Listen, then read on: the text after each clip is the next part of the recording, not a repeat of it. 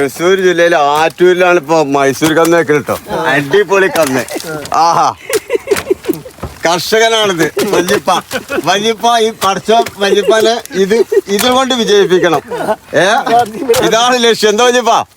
അടിപൊളി. നമ്മൾ വിജയിക്കട്ടെ. നല്ല കന്നാണ്. നിങ്ങൾക്ക് ഇറക്കി തരുന്നത് മോശമില്ല. ഞങ്ങൾ കൊടുന്നു വെച്ചുകൊണ്ട് നന്മ പറയല്ല. നിങ്ങൾക്ക് അഭിപ്രായം ഉണ്ടെങ്കിൽ അഭിപ്രായം പറഞ്ഞോളി. കന്ന് എങ്ങനെയുണ്ട്? കുഴപ്പമില്ല. നല്ല കന്നല്ല വല്യപ്പ? അടിപൊളി കന്ന്. അതെ അതെ അതെ, മണരാനുള്ള സ്ഥലമാണ്. ഈ കാട്ടിനുള്ളില് വല്യപ്പ അടിപൊളിയായിട്ട് ഇത് ഉണ്ടാക്കട്ടെ. പന്നി നോക്കണം കേട്ടോ. കാരണം ഈ അതെ പന്നിയെ നിങ്ങൾ നോക്കണം. അപ്പൊ ഈ വണ്ടിയിലുള്ള ഈ വല്യപ്പണ്ടല്ലോ, ചില്ലറക്കാരനൊന്നല്ല. നിങ്ങൾ നോക്കിക്കോളി. 4 ഏക്കർ സ്ഥലത്ത് ഡബ്ബർ വെച്ച് കൊടുക്കാനാണ് മൂപ്പര് ഏറ്റിട്ടുള്ളത്.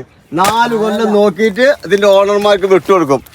അതുവരെയുള്ള ഇടക്കൃഷി മാത്രമേ ഉള്ളൂ വല്യപ്പാക്ക് ഇതിൽ നിന്ന് വരുമാനമായിട്ടുള്ളത്. അപ്പൊ ഈ മൈസൂർ കന്ന് നല്ല കൊലയായി വരണം. വല്യപ്പാനെ രക്ഷിക്കണം കേട്ടോ. അത്രയും ത്യാഗണ്ട് വല്യപ്പാന്റെ മുതല്. 4 വർഷമാണ് നോക്കി കൊടുക്കണേ. ഒതുങ്ങുള്ളൂ. അപ്പൊ 2 വെക്കണമെങ്കിൽ വെക്കാം. കാരണം വൈദ്യുതി കുഴപ്പമൊന്നുമില്ല.